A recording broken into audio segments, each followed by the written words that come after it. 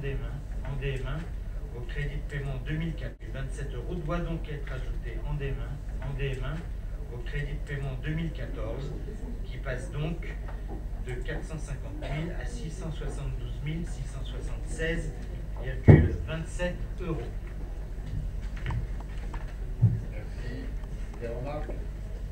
Des oppositions? Des abstentions? Elle est adoptée. La 18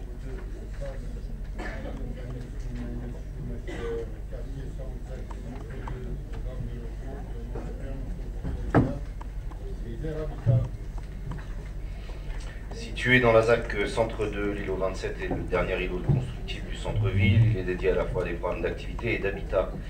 Le terrain correspondant au lot numéro 1 au nord de l'îlot contre la rocade est actuellement sous compromis avec la SCI Olfin en vue de la réalisation d'une opération comprenant 2 hôtels ainsi qu'un restaurant et un centre d'affaires. La construction du lot numéro 1 servira d'écran phonique aux 2 bâtiments de logement qui doivent s'implanter sur le sud de l'îlot, de chaque côté d'une voirie interne privée et le long de la rue Carmagnole-Liberté dont le tracé va être modifié afin d'agrandir la surface destinée au futur aménagement du parc du centre-ville dit Croix de Vérine. L'emprise correspondant au lot numéro 2 et numéro 3, objet de la présente délibération, est destinée à permettre l'édification de logements par la SDH et Isère Habitat. Sur un terrain d'assiette de l'ordre de 2500 m², les constructeurs devraient ainsi édifier chacun un immeuble de R+6 pour les surfaces de plancher suivantes, environ 2200 m² pour 34 logements locatifs réalisés par la SDH et 2485 m² pour 32 logements à prix en accession maîtrisée réalisés par Isère Habitat. Les demandes de permis de construire à venir sont prévues sur toute partie de parcelles de terrain, propriété de la commune, qui seront cédées aux constructeurs par la suite. Dans l'attente, il est donc demandé au conseil municipal d'autoriser le dépôt des demandes d'autorisation de construire, permis de construire notamment, sur ces terrains de la ville. Merci. Des remarques? Décidément, on peut dire que votre envie du tout béton dans la ville se poursuit. Et pourtant, lors de la campagne des municipales, ce sont certains de vos militants qui sont allés inventer des propos que je n'ai jamais tenus, en indiquant que le Front National viendrait détruire les cités et construire sur chaque mètre carré de pelouse. À la vérité, nous l'avions d'ailleurs inscrit dans notre programme, que nous souhaitons cesser le bétonnage intensif de la ville, surtout quand celui-ci est fait d'une manière où l'été les matériaux utilisés augmentent le sentiment d'étouffement dans la ville. Il me semble d'ailleurs que vous étiez vous aussi engagé en période électorale à préserver le peu d'espace vert encore disponible. Mais aujourd'hui, non seulement le dernier terrain du centre sera bétonné avec en prime encore des logements sociaux réalisés par la SDH, alors que nous devrions nous séparer par la vente d'une partie de notre parc de logements sociaux. Nous nous interrogeons toujours autant sur la manière dont ces logements sociaux sont attribués, et tant que ces attributions ne se feront pas par des séances publiques, vous aurez beau dire que tout est clair, que tout est transparent, nous ne vous croirons pas. Jusqu'où allez-vous aller dans la réalisation de logements sociaux? Est-ce qu'il y a un concours dont nous n'avons pas eu connaissance de l'existence de la ville qui construit le plus de logements sociaux? Est-ce dans un souci de clientélisme que tant d'argent public ait été introduit dans la réalisation de ces projets, même si cela doit faire fuir les classes moyennes et paupériser encore plus la ville? Merci. Magali Dufang.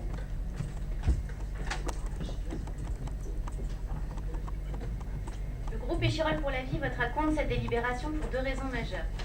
La première raison, c'est l'aberration des termes utilisés au regard de la lecture du texte. La construction du numéro 1 servira d'écran phonique. Bref, on a l'impression que l'on souhaite mettre tout et n'importe quoi juste pour faire barrière phonique afin de pouvoir encore placer des logements. Et comme on sait que cela ne se vendra pas au privé vu la situation et l'exposition, et bien encore une fois on y met du social, toujours dans des endroits très agréables. C'est cette expression qui montre que l'on est prêt à tout juste pour avoir des logements sociaux supplémentaires, d'autant que le projet annoncé avec 2 hôtels, alors même qu'il y en a déjà un à l'entrée de la ville en face du McDo, un restaurant, une chaîne vraisemblablement, pour s'installer là, et un centre d'affaires, cela reste à notre sens très utopique et que le risque de se retrouver avec des logements qui prendront la place est bien plus élevé. On aurait pu envisager d'y créer un espace de jeu, tel un skatepark ou autre, arboré. Rappelons qu'il y a quelques années, il y avait des terrains de tennis. Notre ville réduit ses espaces verts et ludiques, c'est regrettable. Au regard de tous ces arguments et du fait que notre groupe a toujours mis en avant le fait qu'il fallait arrêter les constructions de logements sociaux à tout va, afin d'éviter de concentrer les populations en Sicile aux mêmes endroits. Deuxième remarque, l'on peut souligner qu'encore une fois ce sont la SDH et Isère Habitat qui seraient désignés pour l'exploitation de ces terrains. Cela fait beaucoup sur l'ensemble de la ville et l'on peut s'interroger sur l'attribution de ces exploitations qui dans le temps sont plus que nombreuses et toujours pour les mêmes, alors même que la SDH a bien été lotie sur la ville. Merci. D'autres remarques? Commentaires? On pourrait en faire un bottin de commentaires. Donc on va faire court, le conseil a déjà été long. Monsieur Joly, contrairement à d'autres villes de l'agglomération, nous n'avons pas de patrimoine de logements sociaux ville en dehors des logements d'instituteurs que nous vendons d'ailleurs relativement régulièrement quand ils ne sont pas utiles, qui à la SDH, qui à l'OPAC. Pour le reste, tout le parc de logements sociaux de la ville est un parc qui appartient à des bailleurs. C'est juste une petite précision. Bon, ensuite, sur le projet urbain, on a déjà eu l'occasion d'en discuter. Bon. D'abord, il aura échappé à personne que l'offre hôtelière globale sur l'agglomération fait l'objet d'un déficit, qui est un déficit extrêmement important, qui a été pointé par l'ensemble des acteurs économiques, y compris la CCI, dont on ne peut pas penser qu'elle nous soit particulièrement favorable politiquement, mais il y a divisante. Pour ce qui est de l'offre aujourd'hui sur la ville, il y a effectivement une offre hôtelière, mais qui est une offre hôtelière 3 étoiles, qui est très faible. Il y a d'autres hôtels qui bordent la ville d'Échirolles, mais ce besoin était un besoin qui a été recensé relativement tôt. En ce qui concerne sur le projet la question de la restauration, non, ce n'est pas une chaîne, ça peut très bien être un restaurateur qui est un restaurateur privé. Donc ça, je le porte à votre connaissance, vous n'étiez pas forcément obligé de le savoir. Dernier élément, au-delà donc de ces hôtels, qui maintenant sont des hôtels qui sont moins chers à la nuitée, mais qui offrent des qualités de prestations qui montent de plus en plus, parce que c'est la politique des chaînes hôtelières en général. Il y a un centre d'affaires.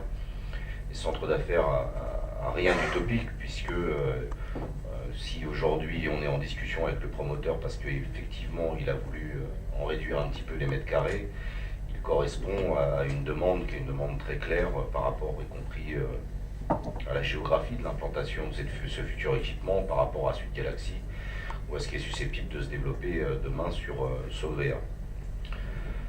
Enfin, moi je connais un skatepark dans cette ville. Voilà.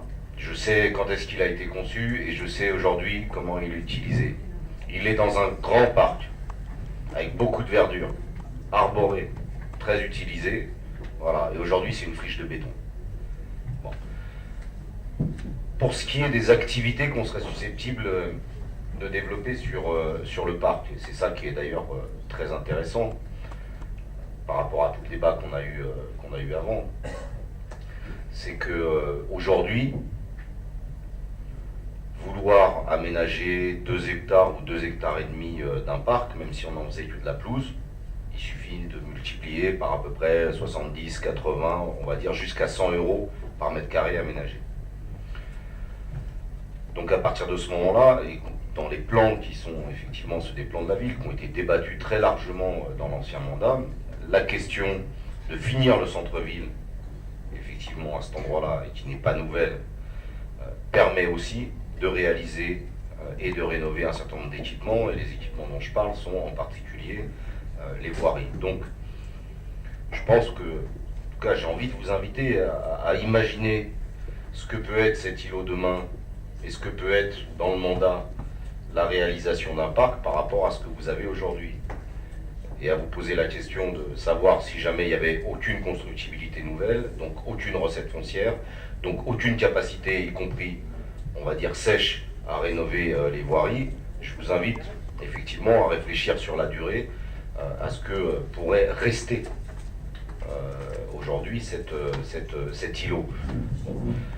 Moi, je dis simplement par rapport à ça que par ailleurs, il y a une réflexion qui est une réflexion avec la SDH pour qu'on ne soit pas dans du locatif social famille classique. Voilà, il ne nous a pas paru totalement idiot à partir du moment où il y avait la barrière phonique d'avoir une réflexion qui permette d'avoir par exemple des anciens qui seraient bien situés dans un endroit qualitatif, sur parc, dans du locatif social. Après tout, après des années de labeur, peut-être qu'ils le méritaient aussi. Et en ce qui concerne Isère Habitat, et la dernière question que vous avez posée, c'est-à-dire le lien dans les opérations qu'il peut y avoir entre la SDH et Isère Habitat, parce qu'aujourd'hui, la principale demande qui existe partout sur la ville, qui est une ville dont on a compris que tout le monde voulait la fuir. C'est une demande des Chirolois pour être primo-accédant sur des immeubles ou des appartements qui sont des appartements à bas prix. Et que la particularité de la relation entre Isère Habitat et la SDH, c'est qu'Isère Habitat est une coopérative qui sécurise totalement les parcours et les emprunts, et qui garantit à ceux qui ne réussiraient pas à payer les emprunts de pouvoir être relogés dans le locatif social. Donc quand on travaille avec la SDH, on travaille avec Isère Habitat. Quand on travaille avec Isère Habitat, on travaille avec la SDH. Et le dernier des arguments, Magali, c'est que aujourd'hui, Isère Habitat est l'un des seuls promoteurs qui travaille sans conditions suspensives de précommercialisation. C'est-à-dire qu'à partir du moment où il décide d'acheter à la ville, le paiement est garanti, contrairement à tous les promoteurs qui aujourd'hui nous font passer sous compromis avec toute une série de conditions suspensives qui voient des opérations ne pas se faire. Pour le reste du débat politique, sur la question de la bétonisation de la ville, je crois qu'il a été tranché par la campagne et le vote. Merci. D'autres remarques? Juste un petit commentaire, moi je peux pas en rajouter sur ce qui a été dit, mais c'est toujours la même chose, c'est toujours les paradoxes. Je rappelle que dans cette ville, il y avait 3 hôtels. Voilà. Et qu'il y en a 2, un qui, à Comboire, qui a vendu et qui est devenu un fast-food, et puis un autre qui a été racheté par un marchand de sommeil qui existe toujours derrière Carrefour. Or, la capacité de la ville en hôtel, elle est insuffisante aujourd'hui. Voilà. Et en plus, c'est de l'activité économique, ça développe de l'emploi, ça amène des ressources à la ville. En face de Sud Galaxy, attendu y compris par les entreprises là-bas, avec qui nous avons longtemps discuté, c'est un équipement dynamisant avec la partie centre d'affaires, qui permettra effectivement de finir, mettre en voie d'achèvement le centre-ville là-bas et surtout de permettre la réalisation du parc de la Pointe-Terrible, parce que tout le monde peut bien comprendre qu'on ne va pas faire le parc, même si on en avait les moyens, et Emmanuel Bacheur a expliqué le mécanisme, on ne va pas faire le parc, et puis après faire passer les camions dessus pour refaire les voiries, et faire les hôtels, et faire les activités économiques. Voilà. Je crois qu'il faut un peu de sérieux lorsque on aborde des questions aussi sensibles, aussi importantes, que les questions de développement économique de la ville, de création d'emplois, d'aménagement, parce que ça ne peut pas être toujours, je dirais, des réponses idéologiques, provocantes, simplistes, qui servent lieu d'argument. Voilà, moi je ne peux pas en rajouter là-dessus. En tout cas, ce que vous avez cité, Alexis Joly, moi, je l'ai lu nulle part. Alors peut-être que vous l'avez entendu de quelqu'un, je ne mets pas en doute, ce qui vous a été reproché, soi-disant, pendant la... c'est la vérité. Oui, mais c'est écrit quelque part. Moi, je ne mets pas en doute ce que vous dites, c'est écrit nulle part, moi je ne l'ai jamais entendu, et ce n'est pas les propos qu'on a tenus nous. Alors, voilà, c'est pas la peine, je dirais, d'en rajouter là-dessus. Oui, nous continuerons non seulement de préserver nos espaces verts, mais d'en développer. Voilà, puisque le parc, c'est 2 hectares d'espace vert qui seront en plein cœur de la ville, qui seront aménagés au moment où nous en arriverons à ce niveau-là. Donc, il n'y a pas de projet, j'ai eu l'occasion de le dire à des habitants, je ne connais aucun projet de la ville qui ampute la ville d'espace vert, voilà, existant. D'ailleurs, quand on y va aujourd'hui, je mets au défi quelqu'un de m'expliquer que ce sont des espaces verts là-bas. Hein. Voilà. Bien. Est-ce qu'il y a des oppositions? Donc 4 et 3, 7, des abstentions. Elle est adoptée. La 19, oui c'est ça, la 19, changement, site du siècle, déclassement de terrain. En 2011, la ville et le CIERG approuvaient la réalisation d'une opération d'urbanisation sur le site du CIERG. La société Vinci Immobilier avait été retenue pour sa mise en œuvre. Une promesse de vente était signée, précédée du déclassement des terrains communaux vendus au promoteur. Ce dernier s'est retiré de l'opération. Depuis, la SAFILAF a repris le projet dit Tête Nord de construction d'une résidence étudiante et de surface tertiaire en rez-de-chaussée. L'emprise du bâtiment se situe sur en partie sur le terrain du CIERG et en partie sur un terrain communal qui, depuis l'abandon du projet de Vinci, a retrouvé son affectation initiale et de fait s'est reclassé dans le domaine public. La passation de l'acte de vente avec la SAFILAF ne pouvant se faire qu'après son déclassement du domaine public, ce terrain, qui supporte en particulier une piste cyclable, a fait l'objet d'une nouvelle désaffectation de son usage. Il vous est ainsi proposé donc de constater la désaffectation du terrain nécessaire au projet, soit environ 2000 m² à prendre sur la parcelle AD42, tel qu'indiqué sur le plan joint, et de prononcer son déclassement du domaine public communal. Merci. Des remarques? Monsieur Lebel. Oui, bonsoir. Lors de la campagne électorale, nous nous étions engagés à revoir tous les projets encore révisables. Et le projet que vous nous présentez sur le site du CIERG ne correspond évidemment pas au projet que nous voulons voir émerger sur notre ville. Par conséquent, nous voterons contre les 3 délibérations permettant la poursuite de ce projet tel qu'il est prévu actuellement sur le site du CIERG. Merci. D'autres remarques? Magali Busson. J'en profite du coup pour faire une remarque globale sur les 3 prochaines délibérations. Le groupe Échirol pour la vie rappelle que depuis le début, il a toujours été contre ce projet de construction sur le site du CIERG, qui, pour rappel, n'avait pas été discuté avec les habitants du quartier des Granges notamment, largement impactés et qui s'étaient manifestés. Nous avions même eu l'occasion d'en parler pendant le débat télévisé, au cours duquel j'avais souligné le fait que sur le site du CIERG était mentionné que ce projet avait été engagé suite à une volonté de la ville, et que vous aviez, monsieur le maire, précisé en réunion, vous, que c'était suite à la volonté du CIERG. Depuis, les propos sur le site du CIERG ont été modifiés en « C'est pour s'inscrire dans la dynamique de développement de la polarité sud portée par Grenoble-Alpes Métropole avec les communes d'Échirol, Ebens et Grenoble que le CIERG a engagé les discussions pour la vente d'une grande partie de son terrain afin de participer à l'évolution de ce secteur clé d'articulation urbaine entre Échirol et Grenoble. » Les propos ont largement été modifiés. De plus, on peut lire dans la Gazette des Granges que, et je reprends leurs propos, sont source d'inquiétude l'évolution des projets en cours ou déjà en réalisation, à commencer par le CIERG, et puis bien sûr Artelia, ou devant les Tours de Provence. Nous posons la question de la densification des espaces qui, si elle est nécessaire, doit être raisonnablement maîtrisée, et en tout cas débattue. L'association est un espace essentiel à la démocratie, le lieu où les citoyens s'écoutent, se concertent, étudient les questions, rencontrent des partenaires. Nos responsables publics auraient tort de vouloir la contourner. Dans tous les cas, notamment concernant le CIERG et la construction de logements étudiants, je vais faire référence à la citation du président de la FNAIM qui a déclaré au Dauphiné libéré du 3 avril 2014 « Il est temps de ralentir significativement la production de logements étudiants pour atténuer cette vacance locative. » Mais peut-être que les experts en urbanisme de la mairie en ont certainement fait une autre analyse. De plus, concernant ce projet, on peut émettre des doutes concernant la viabilité des commerces au voisinage de Carrefour et Vialex. Sans compter les autres arguments, construction d'une barre d'immeubles à l'entrée de la ville, création de logements sociaux là où il y en a déjà beaucoup, voisinage immédiat du camp d'accueil des gens du voyage qui s'est d'ailleurs transformé quasiment en bidonville, quid également du bosquet d'arbres qui doit avoir plus de 40 ans. En résumé, un projet qui n'apporte rien en termes de valorisation du quartier et de la ville, bien au contraire.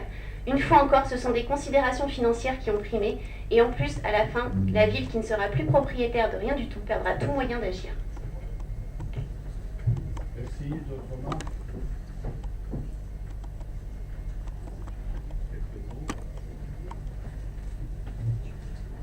Non, mais bon, honnêtement, vous n'êtes pas sérieux. D'abord, il faut savoir ce qu'on veut. Soit on pense que les projets urbains doivent être concertés avec les riverains directs, auquel cas je suis très amusé d'apprendre là sur la question du CIERG la volonté de votre groupe de concerter des habitants des Granges, qui étaient tellement concernés, ni en termes d'entrée de ville, ni en termes de circulation, ni en termes de vis-à-vis, ni en termes de hauteur, ni en termes de densité. Ou alors penser que l'ensemble des projets urbains de la ville se concertent à l'échelle de la ville. Ça tombe bien, nous avons fait la proposition d'un APUS de ville. Donc, Ce sera l'occasion d'en discuter avec l'ensemble des habitants, mais de discuter des vrais éléments et des vraies problématiques. La question des commerces. Quel investisseur aujourd'hui est susceptible d'acquérir en bloc et de prendre un risque locatif sur 1400 mètres carrés de commerce compte tenu de la situation économique sans être sûr qu'ils vont trouver preneur de manière pérenne? C'est pas de l'idéologie, c'est pas la position de la ville. Quand on monte une opération, soit il y a des capacités réelles à vendre des mètres carrés qui sont construits, soit il n'y en a pas. Si jamais il y a des preneurs et des investisseurs, qui en plus sont des investisseurs gestionnaires, ça veut dire que derrière, il y a des études de marché et qu'il y a des garanties pour les gens qui investissent leur argent, pas celui des Échirolois, pas celui de la ville, pas le vôtre, le leur. Ça, c'est le premier élément. Deuxième élément, je suis ravi de connaître les pronostics de la FNAIM, dont on sait que nationalement, elle s'y connaît particulièrement en logement étudiant. Mais comme on a travaillé depuis un certain nombre d'années maintenant sur le projet du Ciergue, qu'on a vu passer cet immeuble, celui dont on parle sur la tête nord, d'une résidence d'affaires à une résidence étudiante, là aussi, j'avais été alerté dans le dernier mandat, non pas par votre groupe, Magali Vicente, mais par notre propre adjointe au logement, et la nouvelle ne manquera pas de faire les mêmes remarques, sur les problèmes de logement étudiant sur l'ensemble de l'agglomération. Et donc il y a eu une analyse fine de savoir ce qui marche et ce qui ne marche pas. Et ce qui ne marche pas, effectivement, c'est d'avoir aujourd'hui du logement étudiant mal dimensionné, qui est payé très cher par des familles qui n'ont pas les moyens, et y compris sur lesquelles les allocations ne permettent pas suffisamment de faire baisser les loyers. C'est à peu près tout le contraire du concept de cette résidence étudiante, dont les cellules logement vont évoluer entre 20,5 et 22,5 mètres carrés, avec des loyers qui vont être des loyers avant APL, entre 320 et 350 euros. Ça veut dire un reste à payer pour les étudiants entre 160, 180 et 200 euros maximum. Dans un secteur qui est un secteur de fort service. Voilà. Dernier élément, les éléments urbains. On va y aller tranquillement. Sur la composition, aujourd'hui, 25% de locatif social sur la totalité de l'opération. C'est-à-dire conforme à nos engagements sur les secteurs à forte densité de locatif social, moins que les 30% ou les 33% appliqués habituellement. Premier élément. Deuxième élément, sur la question du Ciergue. La position du Ciergue, elle a évolué. Que le Ciergue, pour des raisons politiques par rapport à son conseil syndical, ait expliqué, y compris à ses salariés, qu'elle n'était pas initialement demandeuse du projet et qu'elle ait maintenu cette position pendant un certain temps, je vous le concède. Qu'en réalité, le Ciergue se soit très tôt posé la question de la manière dont ils étaient susceptibles de se restructurer, parce qu'ils étaient très très proches de l'évolution du service public de l'eau, et qu'ils avaient anticipé sur une possibilité de prise de compétences par la métro qui allait occasionner des restructurations lourdes et qui ne justifiait plus qu'ils restent sur un terrain qui était un terrain d'1,5 hectare, je vous le confirme aussi. Et donc à partir de ce moment-là, on était dans une volonté concertée, d'un côté de la ville, de requalifier ou de qualifier une véritable entrée de ville, qui était en concordance, y compris avec les études qui ont été menées par Grenoble, par les ateliers Lyon, par Yves Sauvage, sur toute la requalification d'ouest en est du boulevard Jampin, du cours de l'Europe, jusqu'à Alpexpo. Et donc à partir de ce moment-là, la question ultérieure qui était posée, c'est la question du grand rond-point, c'est la question de l'autopont, c'est la question d'entrée de ville, en articulation avec l'ANRU 2, c'est-à-dire l'ANRU et Sargatinet. Voilà quelle a été notre réflexion. Et la réflexion, y compris, elle continue en ayant des cahiers des charges hyper précis d'un point de vue environnemental et d'un point de vue qualitatif sur les constructions de logements en accession qui seront ultra majoritaires dans l'opération. Alors maintenant, dites-moi quel mauvais impact sur le quartier des Granges, quel mauvais impact sur le quartier du Gâtinais, y compris par rapport à la composition sociale, quel mauvais impact peut avoir une résidence étudiante avec 200 nouveaux étudiants. Au contraire, nous sommes dans une vraie politique qui est une politique de mixité sociale, de mixité fonctionnelle, de mixité générationnelle. Excusez-moi, je vais juste répondre 2 minutes parce que je n'ai aucun cas mentionné de mauvais impact. Je vous donne la parole, Magali Vicente. Demandez-la, vous la donnerez. Allez-y. Je veux juste mentionner mentionner que je n'ai à aucun moment parlé de mauvais impact, simplement que les habitants auraient bien souhaité participer au projet pour être informés, et c'est cela que j'ai dénoncé. Maintenant, à notre sens... 5 réunions publiques. Non. 5 réunions publiques. À la butte, à l'école Jean Moulin. 5 réunions publiques. Ça veut dire que ce sont des menteurs. Non, Ah bah, pas du tout. Écoutez, Je si jamais vous pensez avoir le monopole du dialogue avec les associations des habitants des Granges, voilà, il n'y a pas de problème. Moi je vous dis, ces débats-là, ils ont eu lieu à de multiples reprises. Après, on n'est pas rigide, les positions elles peuvent évoluer. Donc on peut les redébattre. Et je l'ai dit en introduction, la puce de ville, ça sert à ça. Tous les projets, ils peuvent être redébattus. Et nos positions sont des positions qui sont construites, cohérentes et assumées, et on saura les défendre devant la population. Faites-nous confiance. Merci. C'est pas la peine de s'exciter pour essayer d'avoir le monopole de l'analyse, je dirais, INSEE de ce que pensent les habitants des Granges. Oui, non, mais je regrette, je les ai eus ces débats avec les habitants des Granges. Ceux qui sont venus dans les réunions publiques, il y en a combien qui sont venus dans vos réunions publiques? On n'en a fait aucune aux Granges. Aucune. Aucune aux Granges, vous n'en avez fait Magali Vissant. Donc c'est pas la peine de dire les habitants des Granges sont venus s'exprimer. Il y a des habitants des Granges qui sont venus, y compris dans nos réunions publiques, pour ne pas partager ce projet. Vous voyez, je vous le dis, moi. Voilà. Ils se sont fait, un en particulier, huer et sortir par les habitants du Gâtinais, qui eux sont concernés. Parce que, alors pour le coup, s'il y a un quartier qui est concerné par rapport à ce projet-là, c'est bien le quartier du Gâtinais, c'est pas le quartier des Granges. Bon, après, au-delà de ce débat pitoyable sur les élections municipales, je le dis, ce qui m'intéresse moi en tant que maire, c'est le débat citoyen. C'est-à-dire comment, à un moment donné, effectivement, sur un projet d'importance, l'ensemble des citoyens de la ville puissent avoir, je dirais, la possibilité de s'exprimer, de donner leur avis, parce qu'il y a des enjeux. Oui, ce projet-là, nous n'en sommes pas à l'origine. À l'origine, c'est-à-dire, ça a été rappelé. Ça a été rappelé. Nous ne sommes propriétaires que d'une petite banque. Le projet s'est construit, voilà, il a évolué, je ne reviens pas sur tout ce qu'a dit Emmanuel Schumacher. Donc c'est ça le projet qu'on a. Et c'est un projet que nous avons eu la volonté, à partir du moment où il devenait une réalité, d'intégrer ce projet dans le futur programme de renouvellement urbain Henri II, qui prend en compte les quartiers et les salles Gâtinais.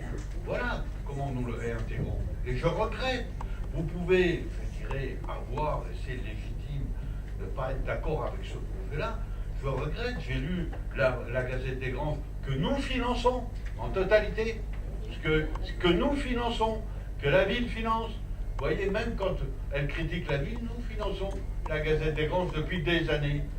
Quand j'ai lu les papiers, comme vous, je les ai lus. On a le droit de raconter des histoires. Ce qui devient dangereux, c'est quand on commence à y croire, à ces histoires. Voilà, c'est tout. Dans le débat qu'il y a eu, les habitants, que ce soit ceux du Gâtinais ou ceux de la place Beaumarchais, ils sont eux, je dirais, en proximité et peuvent, je dirais légitimement, dire s'ils ne partageaient pas le projet. Mais les habitants des Granges sont préoccupés par autre chose, et en particulier par le devenir d'Alpexpo là-bas. Ça, oui, c'est une vraie question. Et les habitants des Granges, je veux dire, doivent être préoccupés par le devenir du petit commerce qu'il y a à l'intérieur qui souffre. Et oui, le petit commerce sans nouveau, il périclitera de partout. Donc chacun assume ses contradictions de ce point de vue-là. Parce que les commerçants, ils ne vivent pas de l'air et de l'eau fraîche. Ils vivent de clientèle. Et il faut effectivement, je dirais, créer les conditions pour que le petit commerce puisse avoir le niveau d'impact. Alors après, je veux dire, les projets sur lesquels nous avons travaillé, ça n'a pas été des projets simples à monter, ça a été dit, et certains ne nous convenaient pas. Le projet, il a bougé, il a même connu quelques promoteurs qui ont changé, parce que nous ne lâcherons jamais sur nos conceptions, c'est-à-dire sur le fait que ça doit apporter aux habitants, 2, ça doit avoir de la mixité, 3, ça doit dynamiser la ville. Voilà quelles sont, je dirais, nos options. Ce projet-là, au regard de ce qui existe aujourd'hui, je veux dire, il ne peut être que bien en face, je dirais, avec les projets, y compris qu'à la ville de Grenoble, je ne sais pas si c'est au bureau, en tout cas qu'elle avait sur le cours de l'Europe. Et nous, on s'inscrit dans cette dynamique-là de rénovation urbaine du quartier et de redynamisation de l'activité. Ouais, bon, voilà, moi je suis persuadé, on l'a vu aux élections, on ne fait pas l'unanimité. Hein. Bon, voilà. Puis il y en a qui font l'unanimité plus que d'autres, quoi. C'est tout. Hein, on va reprendre Coluche de ce point de vue-là. Il y en a qui sont plus égaux que d'autres. Hein. Voilà. Alors, essayons, je dirais, d'assumer nos responsabilités plutôt que d'exciter, je dirais, de mauvais arguments utilisés par certains. Et puis, c'est bien. Et effectivement, ça a été rappelé dans nos programmes, et nous allons le mettre en œuvre. Oui, il me semble important qu'on ait un APUS de ville, parce que c'est la concertation permanente dont on a besoin, et pas simplement de la concertation, je dirais, à un moment donné, quand ça dépend. Et ce qu'il faut, c'est donner à nos habitants des visions dans notre ville, des visions dans notre ville, dans l'agglomération, et dans l'agglomération qui va bouger. Voilà, et pas simplement de se replier sur des petits territoires ou sur des petites craintes. Est-ce qu'il y a des oppositions? Donc, 4.7, 3.10. Des abstentions. Elle est adoptée. La 20, toujours changement institutionnel. Voilà, on ne fait pas de débat. Est-ce qu'il y a des oppositions? On est sur la 20, donc 10. La 21. C'est pareil. Ouais, voilà, délibération technique sur les déplacements des réseaux, donc avec une convention avec Orange. Donc tout vous est détaillé, y compris sur la délégation de la maîtrise d'ouvrage à la ville, qui nous a permis de gagner et du temps et de l'argent sur les devis initiaux de déviation de cette poutre qui alimente en fibre et en télécommunication une grande partie sud de l'agglomération, et donc on a besoin de dégager de soutènement avec un élément si ça vous intéresse, de tranche conditionnelle éventuellement ultérieure si jamais l'étape venait à muter sur ses propres terrains. Dans un projet, là encore, avec la SDH, puisque la SDH est le conseil d'administration de l'État. En tout cas, des membres du conseil d'administration de la SDH sont membres du conseil d'administration de l'État. Mais voilà, on a besoin, et dans un premier temps, on propose plutôt de réaliser que la première tranche ferme